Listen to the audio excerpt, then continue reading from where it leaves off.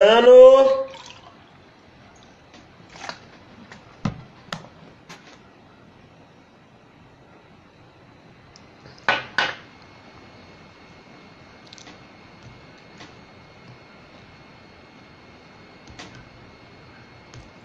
Esperar a galera entrar aí um pouquinho de novo pra gente continuar aí sobre fiança, tá?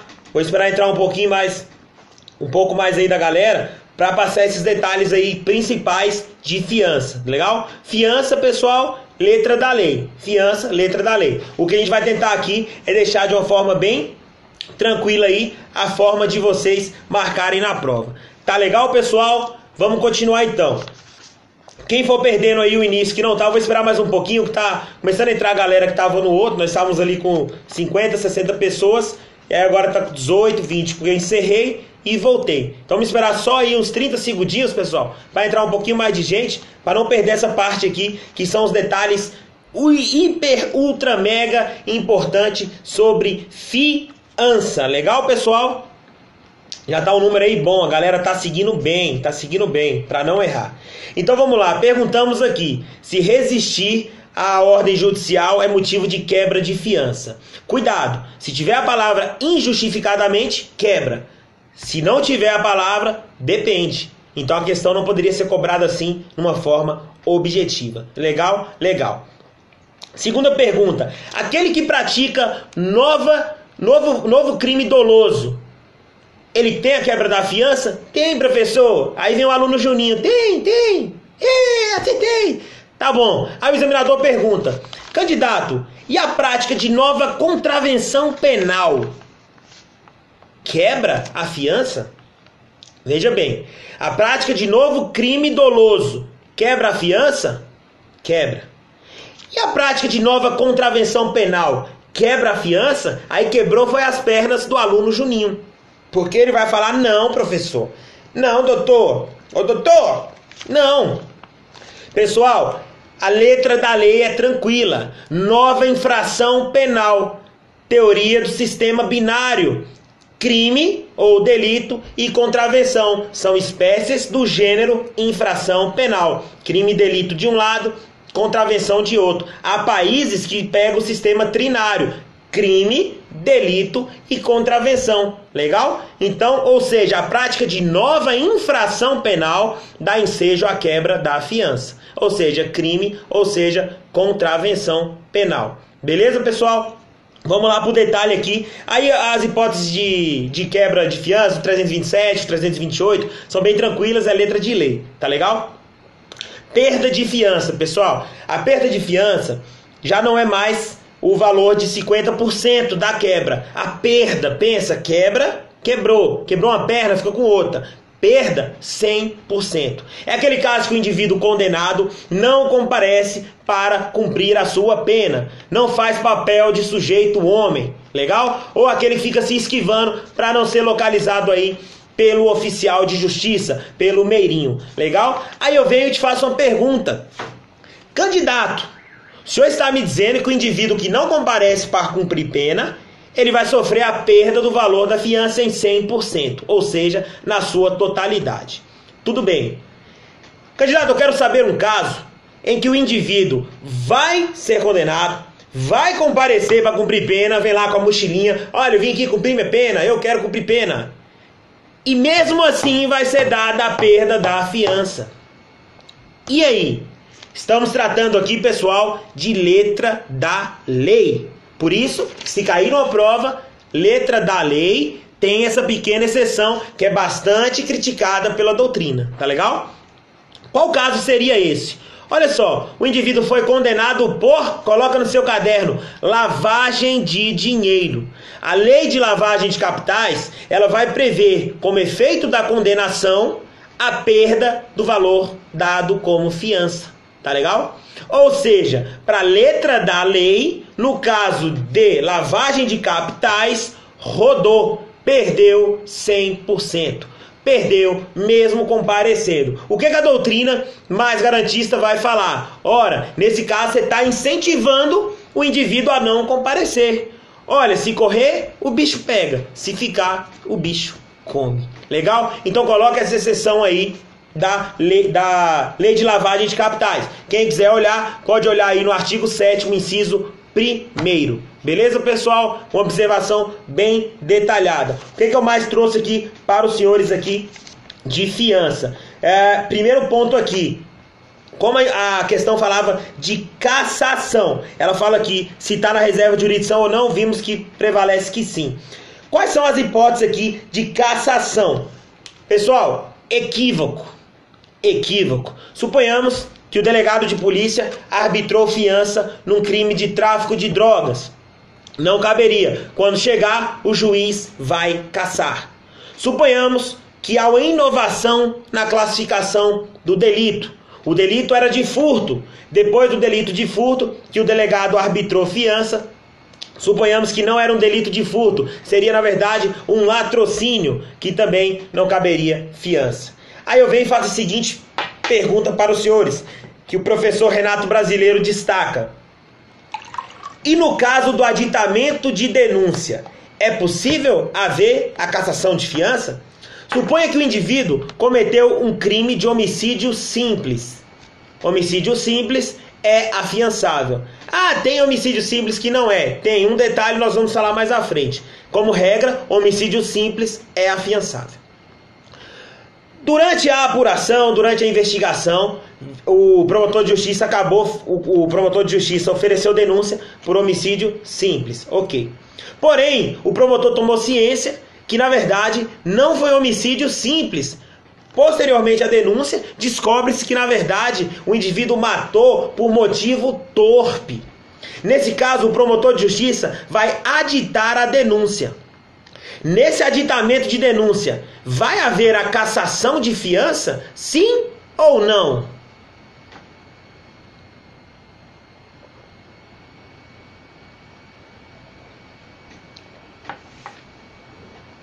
E aí, pessoal?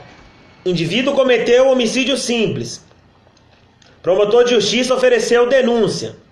Durante a instrução, verifica que, na verdade, foi por motivo torpe. Ele está em liberdade mediante fiança do homicídio simples. O promotor adita a denúncia, porque foi homicídio torpe. Para acrescentar o homicídio torpe. Mantém a fiança? Ela é cassada? Ou o juiz pode só aumentar o seu valor?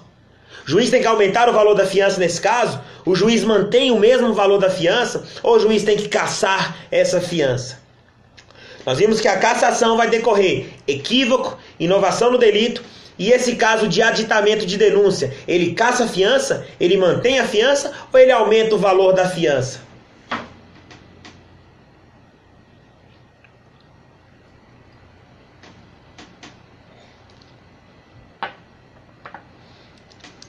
Pessoal, eu vi muita gente aí respondendo que ele vai cassar a fiança e outros que ele vai manter. Acertou quem disse que ele vai cassar. Por quê? A gente estava tratando de homicídio simples, afiançável por natureza. Porém, pessoal, quando eu falei que foi homicídio torpe e o promotor de justiça aditou a denúncia, a partir desse momento está a falar de um homicídio qualificado. Homicídio qualificado, crime hediondo. Crime hediondo, não cabe fiança. Legal? Mas cabe liberdade provisória. Cabe liberdade provisória sem fiança. Tá legal? Mas com fiança não. Portanto, a fiança vai ser cassada e ele deve ser, em tese, recolhido. Ok? Ok. Então vamos lá. Vimos cassação, equívoco, inovação no delito e esse caso aí do aditamento da denúncia. Coloque aí um asterístico. Reforço da fiança. Reforço da fiança. Novamente, pessoal, aqui também entra inovação no delito. A inovação na classificação do delito, ela se encaixa tanto na cassação quanto no reforço da fiança. Tá botando a tabelinha? Cassação, reforço da fiança. O reforço da fiança, pessoal, é quando, por exemplo, for arbitrada uma fiança de valor insuficiente com que o caso requer, tá? Cabe um reforço. Ou então, quando houver aí essa inovação na classificação do delito. Só essas duas, professor? Tem mais um caso, pessoal. Depreciação do bem, tá legal? Sabe-se que a fiança não é só em espécie, ok? Apesar de umas delegacias de polícia, em razão da função, só aceitar com fiança em dinheiro, não aceitar nem mesmo em cheque. Mas o código prevê que é possível sim ser a fiança de várias formas. Por exemplo, uma pedra preciosa. Suponhamos que essa pedra foi se depreciando com o tempo. O juiz pode exigir esse reforço. Legal? Então essas 3 hipóteses aí de reforço. Aí vem a última pergunta. Eu lembro aí os colegas aí que eu treinei para prova oral, quando a gente pergunta o seguinte: e se o cara for bem pobrezinho? E se o réu for bem pobrezinho? Você, delegado de polícia, no momento da lavratura do prisão em flagrante, do auto de prisão em flagrante, o senhor pode dispensar a fiança? Sim ou não?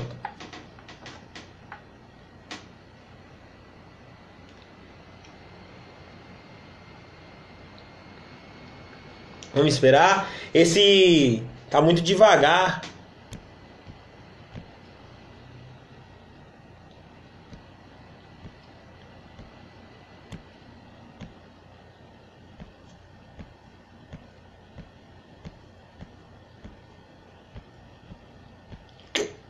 Tá travando aqui o comentário. É o seguinte, pessoal. Tem previsão legal que a dispensa vai caber da forma como o CPP está escrito. Dispensa é só do juiz. O colega Rômulo entrou aí também, foi um dos que a gente treinou aí, mandou muito bem, arrebentou e está sempre nos acompanhando aí, que hoje é delegado de polícia, né? Há alguns meses era um grande estudante, com muito sucesso aí no futuro, e agora aí é um delegado de polícia aí, está nos prestigiando aí. Legal, pessoal? Então dispensa é só para juiz, ok? Se for uma prova oral, para delegado de polícia, o senhor pode dar ali, uma corrente vai falar que é só o juiz, e aí coloca outra corrente aí, permitindo ao delegado, e aí entra na dignidade da pessoa humana, entra na virada de Copérnico e por aí vai. Beleza, pessoal? Tranquilo? Aí vem a segunda pergunta. Você, como delegado de polícia, pode reduzir fiança? Você, como delegado de polícia, pode aumentar fiança? Pessoal, são 3 questões que você nunca pode errar. O colega Flávio Rolim, que hoje é delegado de polícia no Ceará, eu lembro que ele falou pra mim assim: pô, cara, eu fiz a prova de delegado lá, vacilei, meu irmão, errei uma questão de fiança, cara, não pode errar. Não pode errar. Mesmo assim, graças a Deus, virou delegado. Mas só um ponto perdido que poderia custar a sua posse, tá, pessoal? Então, dispensa não pode. Reduzir 2/3 até 2/3. Muito cuidado.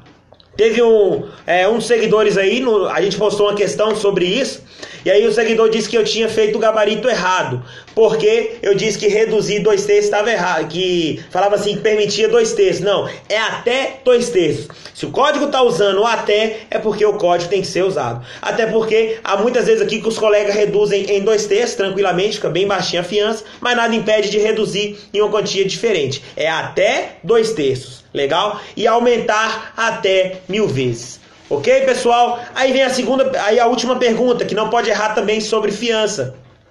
Qual que é o valor para se arbitrar, como regra? O valor inicial ali da fiança. O delegado de polícia, ele pode arbitrar de 1 a 10, de 1 a 100, de 1 a 200. E aí, pessoal? Até acabou minha água aqui. As questõezinhas aí que não pode errar de fiança. Pessoal, lembre-se sempre que pode ser arbitrado a fiança em um salário mínimo. Então você vai botar, tranquilo, 1 a 100, delegado de polícia. 10, 200, juiz. Tranquilo? E aí vem essa ideia de aumentar até 1000 vezes. E tem previsões também em leis extravagantes, como na lei de droga, que prevê um percentual diferente. Delta Martins aí mandou bem, acertou as duas. Pessoal, o último ponto aqui que eu trouxe sobre fiança, que é um dos que eu acho mais importante. Se você perguntar para alguém agora aí, pro seu coleguinha de estudo, ele pode não responder. Olha só, coloca aí no seu caderno, ao lado dessa tabelinha que eu espero que o senhor esteja montando. Fiança sem efeito. Fiança inidônea. Fiança sem efeito, fiança inidônea. Já vimos 2 casos. Cassação, virou sem efeito. Não reforçada, virou sem efeito. Ou seja, tornou-se sem efeito, tornou-se inidônea. Cassação, ou não reforçada. E tem mais um caso: sentença absolutória ou declaratória extintiva da punibilidade. Legal, pessoal? Tranquilo? Aí eu venho e pergunto para os senhores: esses 3 casos aí será de fiança inidônea, tá? Ou tornada sem efeito. Para quem, se a gente cassou a fiança, suponhamos que não foi caso de perda, não foi caso de quebra, cassou a fiança, para quem que esse dinheiro é devolvido? É para o investigado? Sim ou não?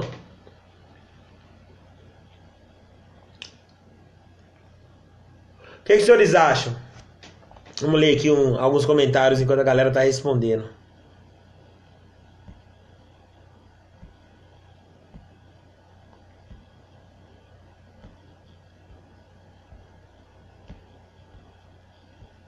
Galera mandando ver aí. Olha o Romulo arrebentando aí sobre fiança, agora como delegado de polícia. Pessoal, cuidado. Olha, o colega falou aí pro investigado. Aí o Delta Martins aí colocou lá para quem pagou. Exatamente. O valor da fiança não volta pro acusado, pro investigado, pro réu, pro condenado. O valor da fiança, pessoal, ele volta para quem pagou.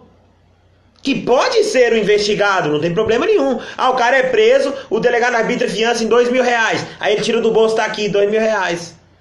Mas, e na maioria das vezes, quem paga é um familiar, quem paga é um conhecido, tá? Então, cuidado ao afirmar que volta para o acusado. Legal? Pessoal, eu encerro aqui a ideia de fiança.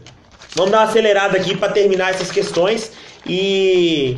desafio ao leiam isso que a gente anotou, tá? Mais as hipóteses de quebra de fiança, as que tem previsão lá, mais a do 327, 328, aquele de mudar de residência, de se afastar. Olha, vai se ausentar mais de 8 dias, tem que avisar. Vai mudar de residência, tem que ter autorização. Cuidado com essa diferenciação que eu já vi cair em prova. Mudou de residência, tem que ter autorização.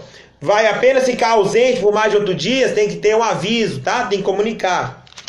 Então leiam as hipóteses essas aí, mais a do 327 e 328. Legal? Tranquilo, pessoal. Então vamos lá. Questão 26.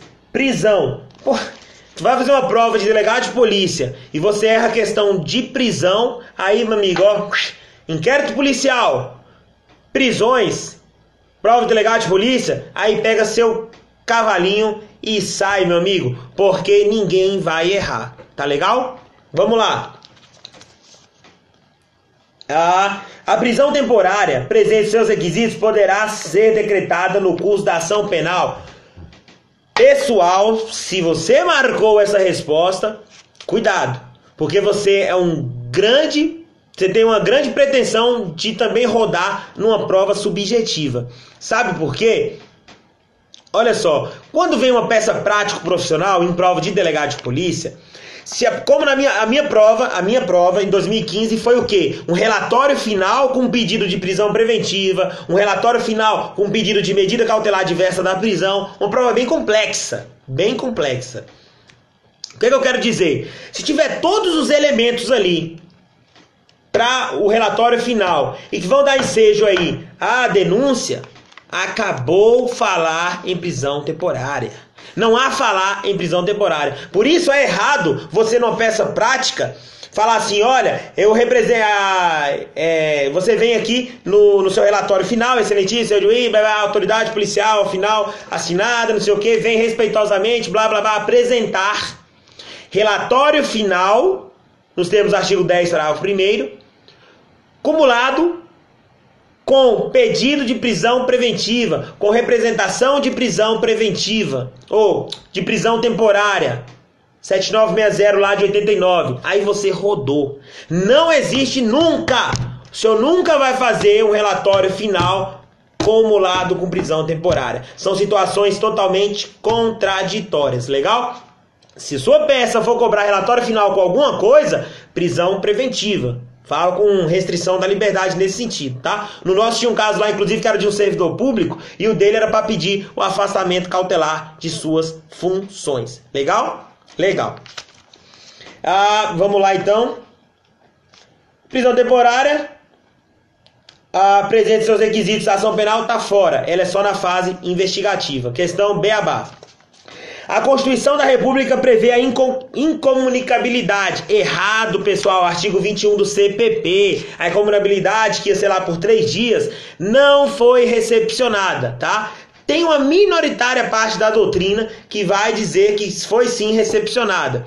Porém, a maioria vai rebater dizendo: olha, se nem no estado de defesa, que é um estado de anormalidade, é possível a incomunicabilidade, tem previsão expressa de vedação, não há falar numa situação de normalidade em incomunicabilidade. Legal, pessoal? Então, a incomunicabilidade não foi recepcionada. Mas se tivesse dizendo que está expresso no CPP, questão correta, tá? O erro aqui é porque está falando que quem prevê é a Constituição. A Constituição não previu, tá? Pessoal, o passado é previu, não é preveu não. Legal? Então vamos lá. Nos crimes hediondos, a prisão temporária tem em regra duração de 30 dias. Tranquilo, 30 mais 30, 5 mais 5, crime comum, 30 mais 30, crimes hediondos e equiparados. Pá! Questão correta. Bem tranquila aí. Legal, pessoal? Após a alteração legislativa 2403 de 2011, é possível a decretação da prisão preventiva pelo juiz de ofício durante a investigação penal. Aí eu vou pedir para o senhor novamente, peça um espaço no seu caderninho, na sua folha de anotações e coloque: prisão preventiva decretada pelo juiz de ofício. O CPP, pessoal, o examinador aqui foi gente boa, colocou a mudança da 12.403 e ela passou a prever expressamente lá no 311 seguintes que o juiz pode sim decretar prisão preventiva de ofício, desde que na fase de ação penal. Legal? Ou seja, na fase processual, juiz pode sim decretar a prisão preventiva de ofício. Aí vai vir o aluno Juninho e vai falar assim: peraí, professor, eu sei um caso que o juiz vai decretar de ofício durante a investigação. Eu sei. O senhor não conhece o artigo 20 da Lei 11.340? A Lei Maria da Penha? Em respeito à senhora Maria da Penha Maia Fernandes? Conheço, candidato. Qual que é o problema, pessoal? Esse artigo 20 da Lei Maria da Penha, realmente, na leitura dele, o juiz pode decretar a prisão preventiva de ofício, inclusive durante a investigação. Qual que é o problema disso, pessoal? Quando houve essa alteração pela Lei 12.403, ouvidou-se no legislador. O legislador esqueceu-se de alterar também a Lei Maria da Penha. O artigo 20 da Lei Maria da Penha nada mais era que uma transcrição do artigo que previa no CPP que o juiz poderia decretar a prisão preventiva de ofício. Porém, quando teve essa mudança pela Lei 12.403 de 2011, o legislador esqueceu de mudar o artigo 20. Então, para a maioria da doutrina, esse artigo 20 não está sendo aplicável, tá? Mas se for uma prova, letra da lei, é possível o juiz aplicar a preventiva de ofício prevista numa legislação extravagante? Sim, é a Lei Maria da Penha. Agora olha que legal que eu vou citar aqui para os senhores, colocar numa prova oral, para o senhor colocar numa prova subjetiva. Presta atenção, olha só. Juiz não é um espectador de pedra. Ele não fica parado apenas olhando o jogo. Mas o juiz, ele vai servir também como um garantidor da regra do jogo. É igual um árbitro de futebol. O árbitro não escolhe quem ganha, o árbitro não escolhe quem perde. Ao menos em regra, né, pessoal? Até porque se for o jogo do Flamengo aí, se o árbitro não ajudar, o Flamengo não ganha, né? Vai ficar só no cheirinho. Vamos aproveitar aí para soltar essas minhas piadas sem graça, né? Segue o líder, que agora está em segundo colocado. Desculpa aí aos flamenguistas, tá? Mas quebrou até o raciocínio aqui, pessoal. E desculpa mesmo aqui agora dessa piada aí, porque quando a gente toca no ponto do Flamengo aqui, é sempre zoação. Mas vamos voltar aqui, pessoal, nessa ideia aí de prisão preventiva. O que eu quero dizer para os senhores? O artigo 156 lá do Código Penal, do Código de Processo Penal, a doutrina vai falar: o juiz pode praticar atos investigatórios durante a investigação? É possível? Olha só, pessoal, antigamente, na época do sistema que adotava que o juiz julgava, o juiz investigava e o juiz defendia, dizia-se: quem tem o juiz como acusador precisa de Deus como defensor. Legal? A ideia lá de sistema inquisitivo era o juiz inquisidor. Qual que é o problema, pessoal? Qual que é o problema? Juiz que vai atrás de prova, ele se contamina, porque ele cria uma pré-concepção daquele caso e ele vai atrás de provas que angariem, que corroborem o que ele já decidiu. Por exemplo, para mim, fulano é culpado. E aí, eu vou atrás de provas para que ele seja culpado. Para mim, ele é culpado. Então, eu vou atrás de provas para que ele seja culpado. O professor Aurí Lopes Júnior traz um ensinamento muito interessante nesse ponto, que é a ideia de quadro mental paranoico do juiz, também chamada de síndrome de Dom Casmurro. O que seria essa síndrome de Dom Casmurro? É a ideia de Bentinho e Capitu. Bentinho colocou na cabeça que Capitu estava o traindo, formado em direito, bacharel. Começou a vislumbrar tudo que Capitu fazia. Bentinho levava a crer que era uma traição. Ah, eu vou ao mercado. Essa mulher tá me traindo. Ah, eu vou não sei aonde. Nossa, perdi o ônibus, atrasei 30 minutos. Essa mulher tá me traindo. Ou seja, ele já estava pré-comprometido com a decisão. Então, juiz que vai atrás de provas, juiz entra no estado de quadros mentais paranoicos, juiz vira a síndrome de Dom Casmurro e aí tende a abusar. Como já dizia Maquiavel, quem tem até mesmo a virtude precisa de limites, senão a pessoa tende a abusar. Legal, pessoal? Tranquilo? Então fizemos essa observação, a gente pode dar um pulinho para a próxima alternativa. Então essa questão aqui está errada, ele não pode decretar de ofício, tá? Depois da alteração legislativa. Letra E. É causa de revogação da prisão preventiva o extrapolamento pela autoridade policial do prazo de conclusão do inquérito. Pessoal, não por si só, tá? Não por si só, até porque a doutrina ensina um cálculo global, tá? Você vai pegar o prazo que o delegado de polícia tem para encerrar o inquérito, você vai pegar o prazo que o promotor de justiça tem para oferecer denúncia. Por exemplo, réu preso, vai dizer lá, 10 dias, promotor 5 dias. Um exemplo, o delegado mandou em 12, promotor ofereceu em 3, tranquilamente, legal? É claro que tem caso, o STF em recente julgado, o indivíduo estava 4 anos preso, e não foi sequer pronunciado. Nesse caso, relaxou-se a prisão. Tá legal? Outro ponto. Quando é excesso de prazo, o melhor a dizer é que relaxa a prisão. Ela passa a ser ilegal. Tem gente que vai dizer que o excesso de prazo é um caso de revogação. Há uma pequena diferença em relaxamento, que é uma prisão ilegal, e uma revogação, que é a ausência dos pressupostos fáticos. A cláusula do rebus sic stantibus. Legal, pessoal? Legal? Então vamos lá. Fechamos essa aqui, 26, letra C, crimes hediondos, 30 mais 30. Espero que vocês estejam gostando, pessoal. É muita informação. Nesse momento parece, caraca, eu não vou aprender isso aqui nunca. Depois você pega e relê o que você anotou, vê a live de novo, e é isso aí. Eu não sei muito, mas o pouco que sei, eu passo aqui para os senhores. Legal? Então vamos lá. Questão 27. Prisão domiciliar. Meu Deus do céu. Questão de prisão domiciliar. Se o aluno Juninho erra, aí, meu amigo, eu garanto pra vocês, nesses dias desses que os cursinhos fazem, que algumas pessoas indicam, que algumas pessoas gostam de fazer, porque dá umas dicas ali direto. O professor Vinícius Marçal aí matou 80% aí neste delegado, igual os meninos estão mandando. A gente indica, se quiser fazer, faça, se não quiser, não faça. É uma escolha sua. Mas eu te garanto que todo dia D vai ter uma tabelinha de prisão temporária, de prisão domiciliar CBP, prisão domiciliar LEP.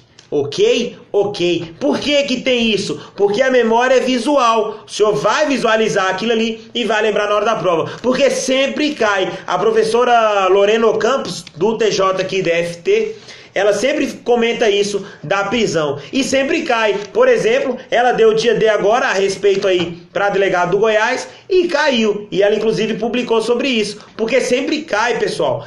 Prisão domiciliar Tem que saber. Tem que saber. LEP e CPP. Vamos passar uma dica? Vamos passar uma dica para não esquecer?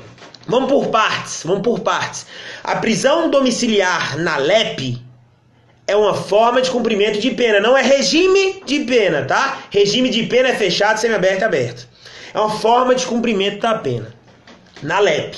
Aí no CPP, o CPP, pessoal, o cara não tá condenado, tá legal? É uma forma de substituição da prisão cautelar, tá? É uma forma de substituir a prisão preventiva. Legal, pessoal? Tranquilo? Então vamos aos detalhes. Pegamos esse primeiro detalhe. Na LEP, o indivíduo tem que estar no regime aberto. Desculpa, pessoal. Na LEP, o indivíduo tem que estar no regime aberto. E se tiver no semiaberto? E se tiver no fechado? Excepcionalmente, os tribunais acabam admitindo. Por exemplo, o indivíduo que está com um câncer terminal e não consegue atendimento dentro do presídio. Aí, excepcionalmente, permite-se a prisão domiciliar dentro de sua residência. Ok? Ok. E a prisão domiciliar do CPP? O indivíduo tem que estar em qual regime? Aberto, semiaberto ou fechado? E aí? O que os senhores acham? Aberto, semiaberto ou fechado? É muito lento essas historinhas aqui. Não consigo acompanhar nada.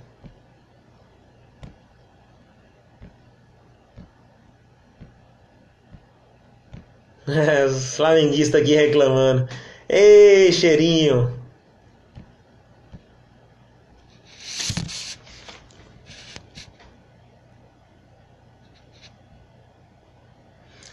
Cuidado, pessoal. Eu acabei de falar para os senhores que quando a gente está tratando da prisão domiciliar prevista no CPP, não há falar em regime, pessoal.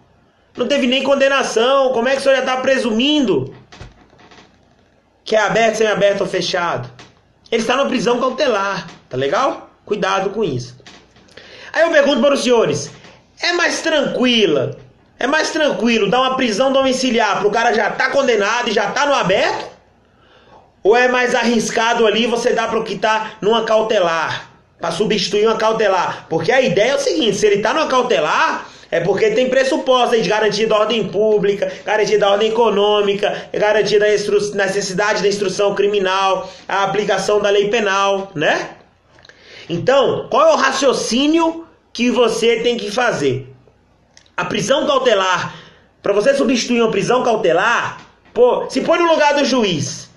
O que é mais fácil você substituir? Um cara que já está no regime aberto, o cara já está o tempo todo na rua quase, ou um cara que está numa cautelar ali, garantia da ordem pública, entendeu? Então é mais arriscado a substituição, arriscada a substituição no CPP.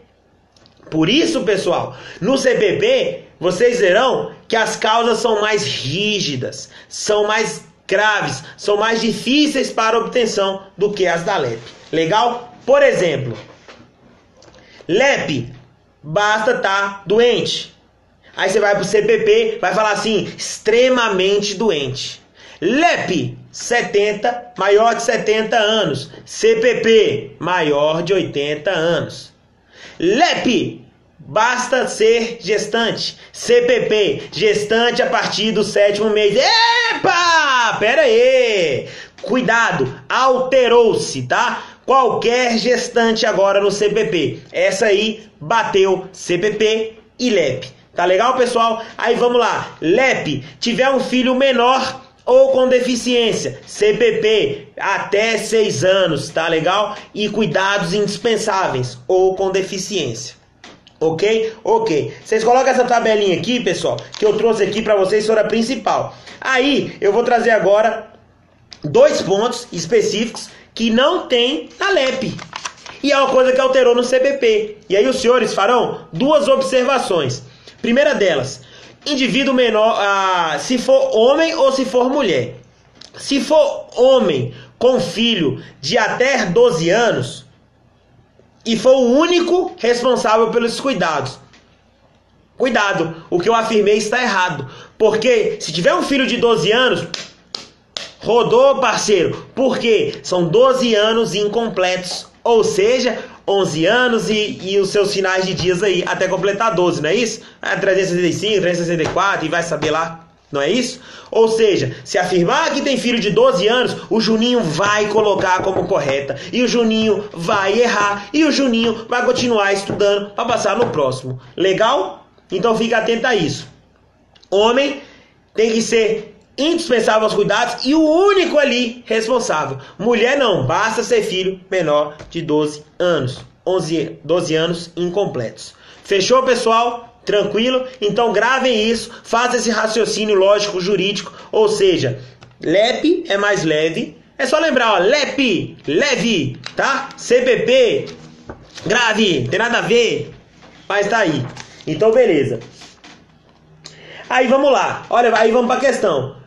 Magistrado, ministro de Estado, diploma de ensino superior, essas três aqui, ele quis confundir, pessoal, com a prisão especial, tá legal? Você vai na listinha do CPP de quem tem direito à prisão especial. Aí eu te pergunto, e o vigilante de transporte de valores, tem direito à prisão especial? Claro que não, professor, ele não está previsto no CPP. Tem sim, pessoal, tem uma lei específica que prevê, que faz essa previsão, tá legal?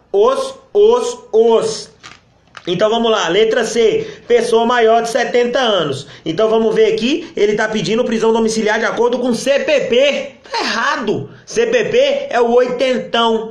Legal? Quem comete crime com revólver, comete crime com revólver 38, com revólver 38. Então ele só vai sair da cadeia na cautelar quando tiver com oitentão. Beleza? Gravou? Mnemônicos sem lógicas que servem para alguma coisa. Legal?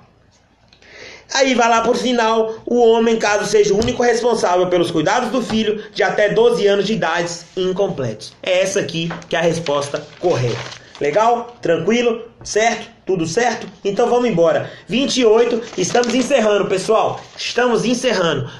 Já acaba. Questão 28. O Ministério Público possui prazo em dobro para interpor apelação criminal. Errado, pessoal. No processo penal, tem um quadrinho bem legal que o professor Márcio André disponibiliza, que no processo penal, defensoria tem prazo em dobro no civil e no penal. Ministério Público, no civil, ok. No penal, negativo. No penal é só o prazo simples, ok? Questão errada, letra A. Letra B. Em caso de revelia do acusado, regularmente citado, presumir-se-ão verdadeiros os fatos narrados na denúncia? Negativo, pessoal. Apesar disso aí ser aplicado como os efeitos da revelia no processo civil, isso não se aplica no processo penal. Legal? Aqui vem a busca da verdade, aí entra todos os direitos e garantias do réu, inclusive aquela ideia de garantismo hiperbólico monocular. É aquele olho totalmente voltado apenas e tão somente às garantias do réu. Ok? Ok. Então vamos para a letra C. Admite-se citação por hora certa no processo penal? Aqui eu peço para os senhores realizarem aí duas observações numa folhinha que espero que os senhores estejam anotando. 9.099, pessoal, juizados, a intimação como regra pessoal, beleza. Mas admite a intimação por hora certa. Sabe por quê? A citação por hora certa. Inclusive, isso aí vem decidido. Esse é um enunciado mais fácil de decorar, 110. Nota 10 para esse enunciado com repetição do número 1. Enunciado 110 do FONAGE. Vai falar que cabe sim citação por hora certa nos juizados. Então eu quero que os senhores façam duas observações. Três observações para ficar tranquilo. Primeira delas. Juizados não admite citação por edital. Não. Juizados não admite citação por rogatória. Não. Legal? Não admite citação por edital e não admite citação por rogatória. Aí todo juninho, o aluno mediano vai saber o quê? Olha, se não aceita citação por edital, se eu não estou encontrando esse cara, eu vou mandar os autos para o juízo comum. Beleza. Isso aí todo mundo sabe. Aí o examinador te pergunta, tudo bem, candidato? Então nós vamos sair do rito sumaríssimo e vamos mandar para o juízo comum. Qual rito será aplicado no juízo comum? Aí o Juninho mete. Excelência, Rito ordinário. Ordinário é você, candidato. Ordinário é você que me fez entender, tá legal? Nesse caso, pessoal, se você manda para o juízo comum, aplica-se o rito sumário, ok? Lembre-se sempre disso. Você sai de baixo, vai subindo a escadinha. Não vai pular do sumaríssimo pro sumário, não. Ou pro ordinário. Você vai do sumaríssimo pro sumário. Ok? Ok. Então, beleza. Ocorre emendatio libelli quando o juiz entende cabível nova definição jurídica do fato, em consequência de prova existente nos autos, de elementos. Eu vou deixar essa por último, porque essa tem uma piada e 3 informações ultra mega importantes que eu aposto o braço do meu colega Zago que vai cair em provas futuras, ok? Que vão cair as 3 observações, legal?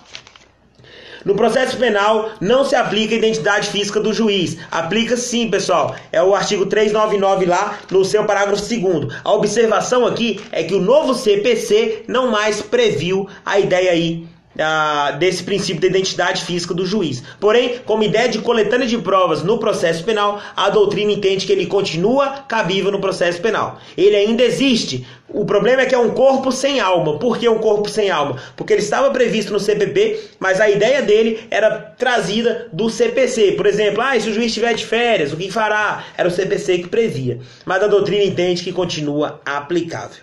Tá ok? Tá ok. Então, vamos nessa letra D. Primeiro, uma piada sem graça, que acho que essa piada não é minha, tá? É do professor Rogério Sanches. Eu não sei se eu sou o único que achei engraçado. Eu achei bastante engraçada. E aí eu vou repassar para os senhores. Se alguém achar engraçada, depois me manda um direct contando. Acho que só eu achei. Ninguém que eu contei achou. O indivíduo virou para o professor Rogério Sanches e falou: professor, o direito é muito difícil. Eu tenho que saber português, eu tenho que saber regras gerais, eu tenho que saber exceções, eu tenho que saber expressões em inglês, eu tenho que saber expressões em latim, eu tenho que saber nome de autor e eu tenho que saber expressão mexicana. Aí o professor Rogério falou assim: mexicana, rapaz? Expressão mexicana? Não tem. Tem, professor. É o tal de muchacho libelli. Ai, pessoal, essa aqui foi a piada do professor. Estou só repassando, tá? Então aí, se vocês forem reclamar, fala, Pedrão. Seja bem-vindo aí por estar participando aí. Nossos futuros colegas deltas aí arrebentando. Então, fica essa piada sem graça. A questão aqui, pessoal, vai estar errada, porque a emendatio libelli, o juiz não pode decidir com o que não está na acusação, tá? É aquela ideia de princípio da congruência, tá legal? Princípio da congruência. O que eu quero trazer para os senhores aqui, que eu fiz uma anotação aqui diferenciada para os senhores.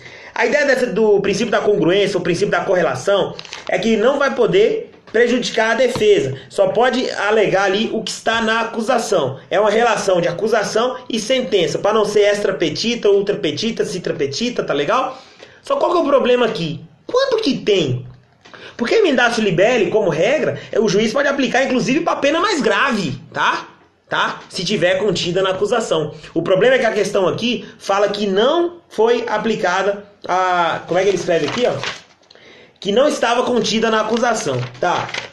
Questão tá errada, porque tinha que estar contida. Aí agora eu venho trazer 3 casos que eu separei para os senhores, que se referem a emendatio libelli, e eu aposto dessa vez aqui, o braço de qualquer colega meu aí que vocês escolherem, que essa questão vai ser cobrada em prova, tá? Vamos botar aí o braço do professor Fábio Rolim, que é faixa preta de jiu-jitsu aí, ele saberia perfeitamente lutar com um braço só, ok? Então vamos lá. Olha os casos concretos que eu anotei para os senhores.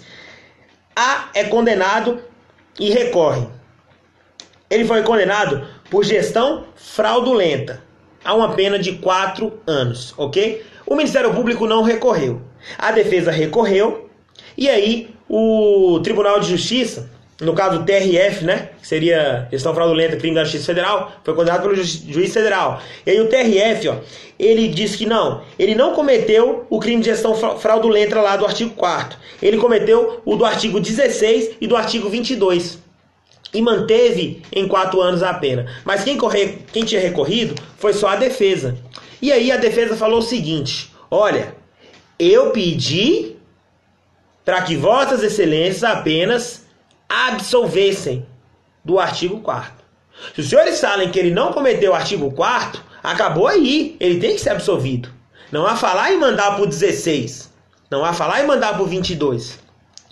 O STJ entendeu que é tranquilo isso aí, pessoal, tá? O Tribunal Superior se colocou no sentido de que nesse caso aqui é possível sim haver emendácio libelli em segundo grau, desde que não haja prejuízo. Então foi válida sim essa emendácio. E aí, olha só, eu vou te fazer uma nova pergunta, que é a hora que o Juninho cai. Esse é o legal do direito. Um detalhe muda tudo. Veja bem. Agora, um servidor público foi condenado por, vamos dizer aqui, ele foi condenado pelo crime de furto qualificado. Ok? Ok. Ele foi condenado a uma pena de 2 anos. 2 anos. Pena mínima lá do furto qualificado. Ok, 2 anos. O Ministério Público não recorreu. Pô, tô satisfeito, o cara pegou 2 anos aí, pá, tá tranquilo. A defesa recorreu. O TJ pegou e falou o seguinte, olha só. Ele não praticou um furto qualificado, não. Ele praticou um peculato furto. Artigo 312, parágrafo 1º. Porém, a gente resolve manter a pena em 2 anos. Veja bem, pessoal, veja bem. Pra gente não errar. O cara cometeu o crime de furto qualificado, 2 anos, condenado em primeira instância. Ele recorre, o TJ coloca que ele não praticou furto qualificado, mas sim um peculato furto, mas mantém a pena em 2 anos. Aí o aluno Juninho vai falar, na outra lá era gestão fraudulenta, 4 anos. Mudou para o artigo 16 e 22, 4 anos. E deu na mesma? Aplicou emendácio libelli? Nesse caso aqui, também aplicar-se-á a emendácio libelli. Também será aplicada a emendácio libelli. Qual que é a cautela que o aluno Juninho tem que ter aqui? Que eu trouxe para vocês, eu não anotei, foi o número do julgado. Mas aí, o raciocínio é o seguinte. Naquele de gestão fraudulenta e mudando para o 16 e para o 22, não vai ter interferência em nada. Então, emendácio libelli passou batido. Qual que é o problema desse caso aqui, pessoal? Esse caso aqui, ele tinha cometido um furto qualificado. Furto qualificado, ele vai progredir? Vai, nos termos do 112, ele vai praticar lá, ele progride de regime tranquilamente, na forma específica, não tem nenhuma condição específica. Mas a partir do momento que o tribunal altera de furto qualificado para peculato furto, o tribunal cria uma condição mais gravosa. Como era recurso exclusivo de defesa, aí foi prejudicial. Não é possível emendácio libelli prejudicial à defesa em segunda instância. E qual que foi a prejudicialidade? Olhe depois no artigo 33, parágrafo 4º, que tem uma previsão que para a progressão de regime em crimes contra a administração pública é necessário o seu ressarcimento. Então, o tribunal acabou criando uma condição negativa, prejudicial ao réu em segunda instância em recurso exclusivo de defesa. Tá? Poderia ser uma espécie de aplicação do non reformatio impestus. Ok? Ok? Show! Tem mais um caso que eu separei aqui para os senhores. Sim. O terceiro caso, sobre emendácio libelli, que eu também acho que pode ser cobrado em prova. Opa, quem caiu. O Ministério Público denuncia um indivíduo pelo artigo 1º, inciso 1º, lá, sonegação fiscal da 8.137 de 90. Tranquilo. Denunciou. O Ministério Público fala assim, olha, esse cara cometeu tal crime, esse cara desviou mais de 4 milhões. Isso é mais de 4 milhões e blá, blá, blá. E aí, o Ministério Público, ao final, coloca: ante o exposto, requer ao Ministério Público a condenação nos termos do artigo 1º, inciso 1º da Lei 8.137, ponto. Tranquilo? Tranquilo. Aí, o juiz vem e condena. O juiz vem e condena. Aqui, ó, o juiz fez o seguinte. O juiz condenou no artigo 1º, inciso 1º da 8.137, e aplicou uma causa de aumento de pena lá do artigo 12, inciso 1º, que é grave dano à coletividade. Pô, 4 milhões, cara, é muito dinheiro. Aí a defesa veio, Princípio da correlação, papai. O Ministério Público só pediu o caput. O Ministério Público não pediu causa de aumento. Mas, pessoal, o princípio da correlação, da congruência, o juiz analisa o que está constante da denúncia. Qual que é a questão aqui? Das alegações finais, o juiz, quando vai analisar, apesar do Ministério Público não ter citado o artigo 12, inciso 1º, a causa de aumento de pena, ele o fez de outra forma. Ele acabou citando o valor. Então, se o valor estava constante lá e o juiz percebeu que era um grave dano, o juiz pode aplicar sim e não a falar aí em violação ao princípio da congruência. Então, a gente termina aqui essa parte de emendácio libelli, né? E agora faltam duas questões, vamos ser mais rápidos aqui para encerrar, já são meia-noite. Já é meia-noite em ponto. Olha só, pessoal. Sobre processamento dos crimes de menor potencial ofensivo. Vou botar o óculos, tá ruim de ver. A intimação das partes pode ser feita por qualquer meio de comunicação, inclusive eletrônico. Tranquilo, pessoal, tranquilo. Cuidado, a única vedação é a citação eletrônica, tá legal? A doutrina critica isso aí no processo penal de citação eletrônica, tá? Cuidado com isso. Dá uma divergência aí, mas com relação aqui à intimação, é tranquilamente, essa aqui vai ser a resposta correta, tá legal? Letra B. A homologação da transação penal, no artigo 76 da Lei 9.099, faz coisa julgada material. Pessoal, súmula vinculante aqui 35, tranquila, pacífico já pelo STF, não faz coisa julgada material. Mas, como eu quero sempre trazer uma coisa a mais para os senhores, a transação penal é um acordo entre o titular da ação penal e o acusado, ok? Não é do ofendido com o acusado. O ofendido pode fazer um acordo? Pode. É a composição civil dos danos. Tá. A composição civil dos danos, ela como regra, né, vai valer a renúncia ao direito de queixa e excepcionalmente ao de representação lá, previsto no 104, salvo engano, do Código Penal. Além de ter previsão expressa aí na 9.099. Qual que é a questão aqui? E se o acusado não cumpre a composição civil dos danos? Ele faz o acordo e não paga. Pode a vítima ajuizar a queixa-crime? Não pode, pessoal, tá legal? Isso aí é pacífico, por quê? Porque naquele momento que foi acordado, tornou-se um título executivo judicial. A partir do momento que o juiz homologa, é um TEG, título executivo judicial. Caberá à vítima apenas agora executá-lo, tá? Não é executar o cara que não pagou, não. Chegar e executar e enfiar um monte de tiro nele, não. Vai executar o título. Tá legal, pessoal? Então tem essa diferença aí no que se refere à transação penal e à composição civil dos danos. Ok? Porque aí o indivíduo só lê a súmula 35 e acha que abrange os dois. Legal?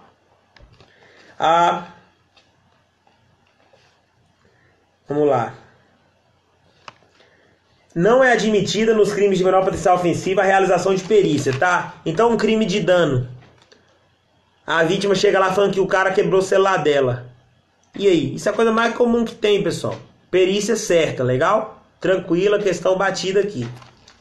A suspensão constitucional do processo será revogada se no curso do prazo o beneficiário vier a ser indiciado por outro crime. Artigo 89, parágrafo 3º, pessoal, vier a ser processado, tá legal?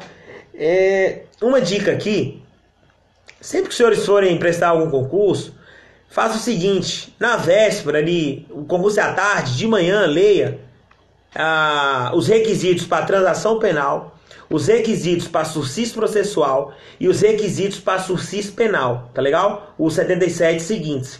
Leiam esses três, porque vai estar fresco, vai ficar fresco na memória o que o senhor lê, e aí o senhor vai marcar na prova, porque isso aqui é um decoreba puro, e é ruim marcar dia a dia isso, tá? Então tem casos que a revogação é obrigatória, facultativa, leiam isso sempre na véspera da prova, ok?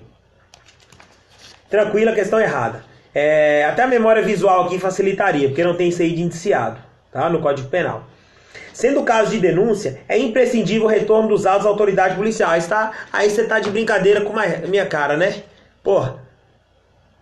Claro que não, pessoal. Justamente se é Se é caso de denúncia, não tem mais falar em inquérito, tá? Toca ali pra frente, ok? Mete ação penal para rodar. Gabarito aqui, letra A. A intimação das partes pode ser feita por qualquer meio, inclusive eletrônico. Legal, pessoal? Legal.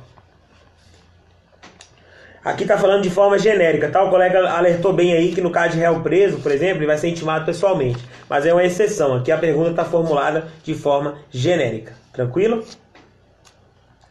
Vamos, pessoal, para a última questão. De antemão, eu agradeço a todos que compareceram aqui. Dá trabalho corrigir prova no sentido de trazer um monte de informação para os senhores, porque eu não me contento só com beabá. Eu tento sempre trazer uma informação a mais do que outra. Sabe por quê? Porque vaga, pessoal. Eu vou deixar isso aqui daqui a pouco, tá? Aí eu vou concluir. Queria concluir logo isso aqui, já tá me dando agonia. Agora eu vou pedir para o senhor anotar. Essa questão 30, a resposta correta é a da busca pessoal, que independe de mandado no caso de prisão. Pessoal, coloca no seu caderno o seguinte. Aqui ele fala, ó, a busca pessoal independe de mandado no caso de prisão. Essa aqui é a resposta correta, tá? Aí eu quero que o senhor anote o seguinte. Tem 3 casos que a busca pessoal nunca, eu disse, nunca vai precisar de autorização judicial. 3 casos. Coloque no seu caderno. Porque eu tenho certeza que se você mandar mensagem agora, quando terminar a live, manda pro seu coleguinha que não assistiu. Fulano, cite-me os 3 casos em que a busca pessoal dispensa autorização judicial. Uma homenagem aos carioca. Dispensa autorização judicial. A primeira, a prova nos deu, né? No caso de prisão. Segundo, no caso de fundada suspeita. Ok? No caso de fundada suspeita. Nesse ponto, teve um julgado que o policial encontrou um cara com a arma, só que a abordagem foi feita simplesmente porque o indivíduo estava trajando um blusão no calor. Isso é fundada suspeita? Ora, para mim, sinceramente, é. Mas o tribunal entendeu que isso por si só não era fundada suspeita, mas sim um pré-conceito, um conceito prévio, e então entendeu que a abordagem foi errada, a prova tornou-se ilícita, e aí não houve essa condenação. Tá legal? Então vamos voltar aqui.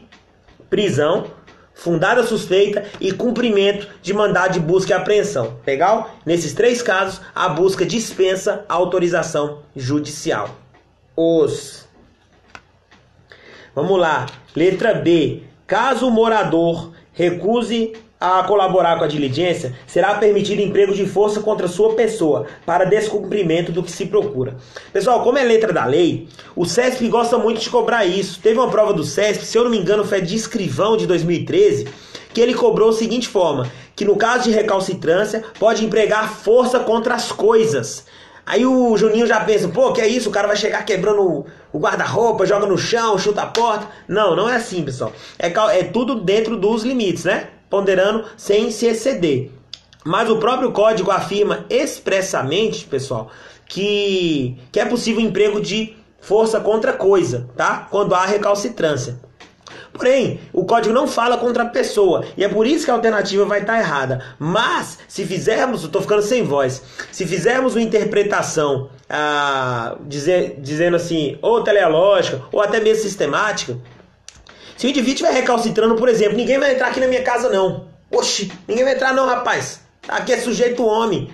Vai ser possível usar força contra ele, inclusive para prendê-lo em flagrante, tá legal? Mas aqui, como é letra da lei, essa alternativa aqui vai estar como errada, tá? Letra C, não sendo encontrada pessoa ou coisa procurada, dispensa-se a lavratura do auto circunstanciado. Negativo, pessoal, encerrando a diligência, não tem essa previsão no código. Ao contrário, se você não encontra a pessoa, aí você pode informar as pessoas da casa. Olha, a gente estava procurando por isso, por isso, por isso. Pode informar os motivos da diligência, mas o auto vai ser lavrado da mesma forma, ok? Ok. Letra D. Quando ausentes os moradores da casa, objeto da busca, quando ausentes os moradores da casa, objeto de busca, devem ser intimadas a assistir à diligência 2 pessoas idôneas. Primeiro um ponto aqui de português, pessoal. Eu já vi muita gente escrever devem serem. Cuidado, tá? Devem ser, tá? Devem ser. Não devem serem, ok? Deixa isso pra lá, beleza? Então, devem ser intimadas a assistir a diligência duas pessoas idôneas. Pessoal, o Código de Processo Penal, ele prevê que, na verdade, quando o cara não estiver presente, a gente deve chamar um vizinho. E se houver, e se estiver presente, tá legal? Tem essas condicionantes. Porém, para a busca, isso é para fins de arrombar a porta, do cara não tá. A busca em si precisa-se de duas testemunhas, tá? Também não é precisam ser, e sim precisa ser de duas testemunhas, ok? Normalmente na prática, a gente vai para a quadra X, a gente vai lá para a quadra Z e busca as duas testemunhas do povo para comparecer, tá legal? Às diligências, ok? Então, questão errada aqui, tranquila. O próprio caso, o próprio CPP, quando fala das duas testemunhas que assinarão, fala sem prejuízo e remete a essa ideia aí do caso do vizinho, tá legal? Última alternativa. Na impossibilidade de indicação precisa do local em que será realizada a diligência, admite-se a expedição de mandado de busca e apreensão genérico. Pessoal, mandado de busca e apreensão genérico. Isso aqui, pessoal, teve um julgado recente no Rio de Janeiro que gerou uma confusão sobre habeas corpus, ou habeas corpus não, a mandado de busca e apreensão coletivo. Uma favela que não tem muita divisão ali. O ministro Sebastião Reis Júnior, ele afirma expressamente que há uma clara violação da dignidade da pessoa humana. Você fere todos os tratados internacionais, você fere todas as legislações constitucionais, internacionais e nacionais, tá legal? Então, nesse caso, não pode haver mandado de busca e apreensão coletiva, tá? Cuidado que o habeas corpus coletivo é válido. O STF entendeu recentemente para as mulheres grávidas, tá legal? E se for menor infratora, aplica. E se for reincidente, aplica, tá legal? E se for contra o próprio filho, aí não aplica. Tá? Aí a gestante não vai ter direito aí à prisão domiciliar. Uma última observação, essa ideia aí de mandado de habeas corpus coletivo, o STF entendeu nesses julgamentos das grávidas. Eu indico aqui o site do professor Márcio André Lopes Cavalcante, né, o Dizer o Direito, o mestre para vocês concurseiros, né, para nós, para todos, aplicadores do direito. Ele faz uma baita aula explicativa sobre esse tema aí de habeas corpus coletivo. E mandado de busca e apreensão não tem. Pessoal, então a gente encerra aqui. Foram comentadas todas as questões de processo penal com o devido gabarito.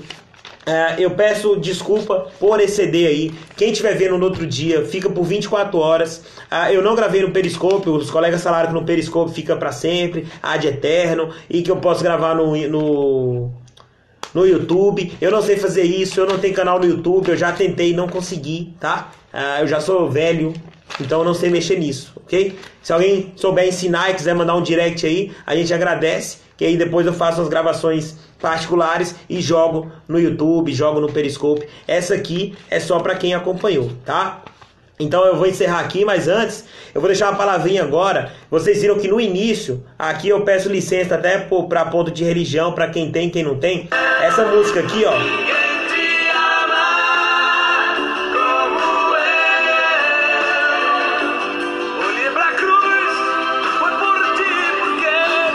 Ela resume bem os momentos de dificuldade aí que nós concurseiros passamos, né? Há momentos que ninguém vai acreditar na gente. Isso aí é normal, pessoal.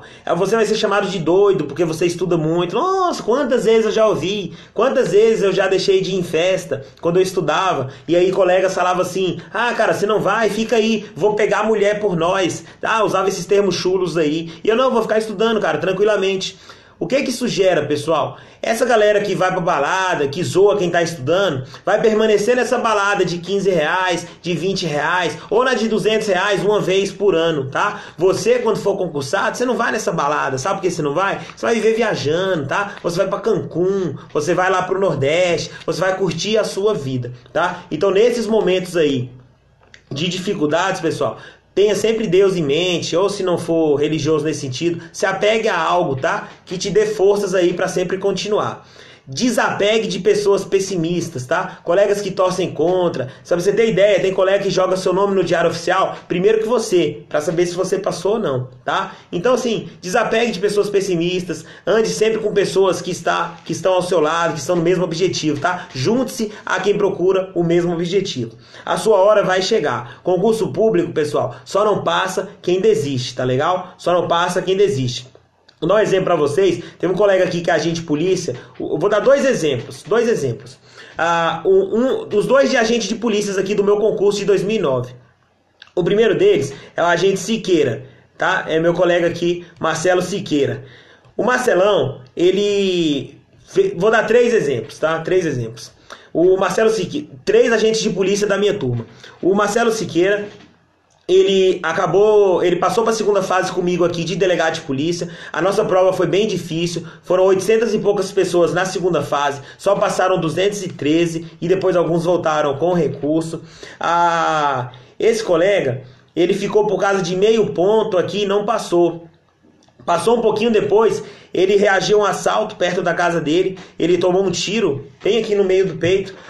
Pelo fato de ele ser alto, graças a Deus o projétil desviou e saiu sem deixar sequela nenhuma. Siqueirão viveu, os indivíduos foram presos no mesmo dia aqui pela atitude da Polícia Civil, pela atitude da Polícia Militar, atuando em conjunto. Siqueirão continuou estudando e hoje tomou posse aí recentemente agora para delegado no Ceará. Tá legal? Primeiro exemplo aí. O cara ficou por meio ponto, tomou um tiro e agora tomou a posse tão consagrada.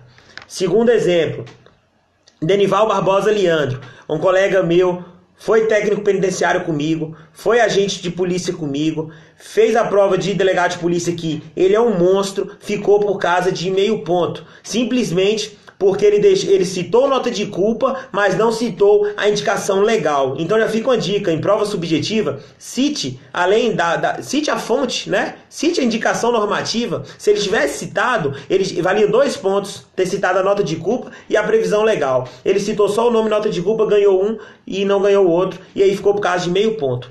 Tudo bem, continuou estudando. Leandro hoje é delegado no Paraná. Leandro passou para delegado no Tocantins. Leandro passou para delegado no Maranhão, tá legal? Então não desistiu, conseguiu o que queria. E o terceiro aqui, para vocês verem como a ideia de não desistir é sempre necessária.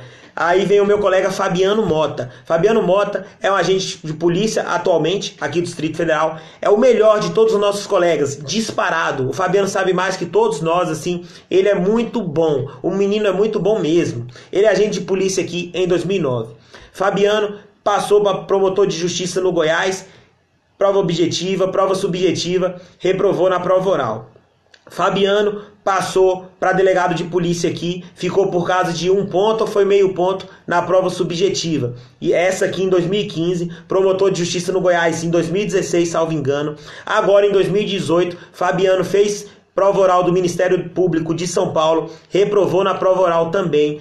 Mas, graças a Deus, nesse mesmo ano, Fabiano passou para a prova oral de juiz do TJ de São Paulo, um dos TJs mais bem conceituados aí do Brasil. E nessa semana aí saiu o resultado, Fabiano está aprovado. Se ele tivesse desistido aí, lá quando ele reprovou para promotor do Goiás, para delegado de polícia aqui, para promotor em São Paulo, Fabiano não seria como será um excelente juiz de direito. Então, pessoal, nunca desistam, tá? A reprovação faz parte da vida, tá legal?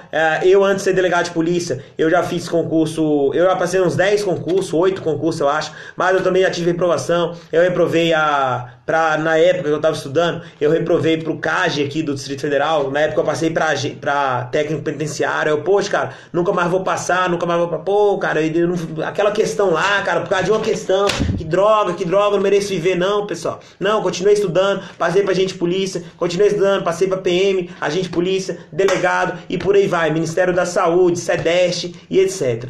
Então a ideia é, nunca pare de estudar. Tá legal? Eu agradeço a todos aí que acompanharam. Eu estou ficando realmente sem voz, até porque eu fico só com essas dicas aqui. Eu tento me esforçar ao máximo aí. Mas não desistam nunca aí. Fiquem com Deus, tá? O que precisarem, pode mandar mensagem no direct. Eu vou responder na medida do possível, na verdade, no tempo possível, tá? Vocês viram hoje, em 10 minutos, lá deu 20 direct. É complicado responder o tempo todo, mas eu tento sempre responder, tá legal? E um grande abraço aí, fiquem com Deus. Eu não consigo gravar, tá? Estão pedindo para gravar. Eu vou tentar salvar o vídeo no meu celular e ver se eu consigo pôr em algum lugar, tá? No mais aí, fiquem com Deus, boa sorte, não desistam não, tá? Se vocês quiserem aí que eu faça a de lei extravagante, pra falar a verdade eu não fiz. Eu só resolvi a de penal e processo penal, que foi a pedidos, e eu nem olhei aqui a extravagante ainda. Mas se os senhores quiserem eu posso fazer, mas aí provavelmente até lá já deve ter saído esse gabarito, né? Mas eu posso fazer também para trazer esses adendos aí que eu sempre trago, beleza? A galera tá perguntando a idade aí. Essa cara aqui é de plantão, tá? Eu tenho aqui de polícia, eu tenho... Foi 1 ano no presídio, trabalhando, óbvio, né? Como servidor técnico penitenciário, que hoje é agente de atividade penitenciária, também um cargo aí exemplar. E aí tenho agora, vou completar 2 anos como delegado de polícia do Distrito Federal e tenho 7 anos como agente de polícia, tá? Então, assim, totalizando aí na segurança pública aí, eu tenho 10 anos. Eu entrei com 20, com 19 para ser mais preciso, tá? Hoje completei meus 30 anos aí. Legal? Então, é isso, pessoal. Fiquem com Deus. Um grande abraço. Que Deus abençoe cada um de vocês. E não desistam nunca não, tá? Eu passei, eu sou muito fraco de conhecimento. Então, se eu passei, é porque todos vocês podem passar, tá? Então, insistam nos seus sonhos, continuem estudando, sempre, não desistam nunca, não desistam nunca. Hoje eu sou servidor, hoje eu sou delegado de polícia, eu acho que eu estudo. O horário de delegado aqui, como regra, é de 12 às 19. Nesse horário, eu acordo 6 horas da manhã. Eu vou dar um exemplo aqui, pessoal, só para servir de ânimo para os senhores, tá? Que aí o pessoal se coloca no meu lugar e aí vê se vale a pena estudar ou não. Eu acordo 6 horas da manhã, tá? Segunda, quarta e sexta, vou para academia 6 horas da manhã. Terças e quinta, vou para natação 6 horas. Não, a natação não é para fazer PF, eu não vou fazer, pessoal. Muito satisfeito aqui como delegado de polícia. Eu não troco por delegado de outro estado, tá? Ok? Então eu acordo 6 horas da manhã, ou para malhar ou para nadar. Quando eu volto, vou estudar. Fico estudando até o horário ali de 10 horas, de 10 e meia. Aí almoço 11 horas para chegar no horário de meio-dia na delegacia, o horário correto. Saio da delegacia, vou e já começo a estudar quando chego em casa. E aí vou até 10, 11 horas. Quando chega final de semana, também estudo. Também estudo. Tiro o meu domingo de manhã para ir à igreja. Vou amanhã, passo toda manhã no domingo na igreja. Sábado, pelo menos um turno eu vou estudar. E domingo, pelo menos um turno eu vou estudar. Precisa para passar disso? Não necessariamente. Tem gente que estuda de segunda a sexta e passa. Esse colega Fabiano aí não estuda domingo. Passou. Tem gente que não estuda sábado, domingo. Passou. Tem gente que estuda. Passou. Entendeu? Então cada um é cada um. Mas tire um tempo para a sua família. Tire um tempo para os seus amigos. Agora, é claro, é um tempo moderado, né, pessoal? Você não vai pegar uma sexta-feira, você vai sair e tomar todas para só viver domingo, para passar o sábado acabado. Não, modere nas suas condutas. Não precisa ser 8 nem 80, né? Então, se eu estudei de segunda a sexta certinho, todas as manhãs, pô, cara, eu tô aí, se foram 4 horas toda manhã, total de 20 horas líquidas. Pô, mas nada mais justo que eu pegar uma sexta-feira, ir para um cinema, para eu ir para um barzinho com os amigos, para eu sair para conversar, entendeu? É a ponderação, pessoal. Tragam a ideia de Robert Alexi, ou Robert Alex, como alguns dizem, e apliquem a ponderação, tá? Não sejam extremistas. Cuidado, eu já fui muito extremista. Na prova de delegado de polícia aqui, na véspera eu lembro que eu estudava 12 horas por dia, tá? 12 a 14 horas, que eu tava de férias, tá? De agente de polícia. Então, tem um momento de dar o gás, tem um momento de estudar em paz, entendeu? Edital na praça é gás total. Edital não tá na praça, mantenha a ponderação. Você vai passar. Vai demorar? Não sei, não tem problema. Não importe com idade, não importe com tempo, tá? O seu tempo é seu tempo, o meu tempo é meu tempo, o tempo do colega do lado é o tempo do colega do lado. Meus amigos, fiquem com Deus, um grande abraço, tá? Se alguém quiser mandar alguma perguntinha aí, eu vou ficar aqui uns 5 minutos para responder, legal? Vou deixar aqui uma música de fundo aqui.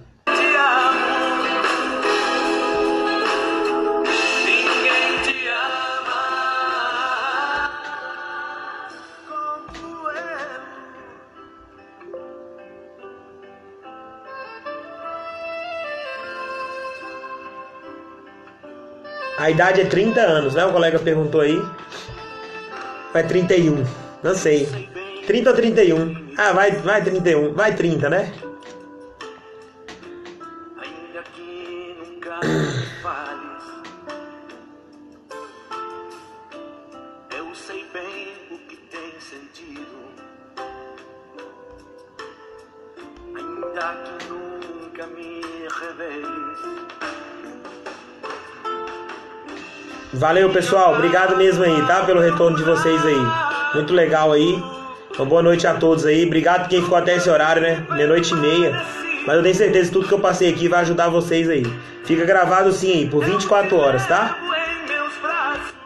E aí, infelizmente, o Instagram tira. Eu vou tentar salvar aqui no meu celular. Se der certo, aí eu tento jogar no YouTube, sei lá como faz. Mas aí a gente dá um jeito. Legal? Isso aí, pessoal. Fiquem com Deus. Que Deus abençoe.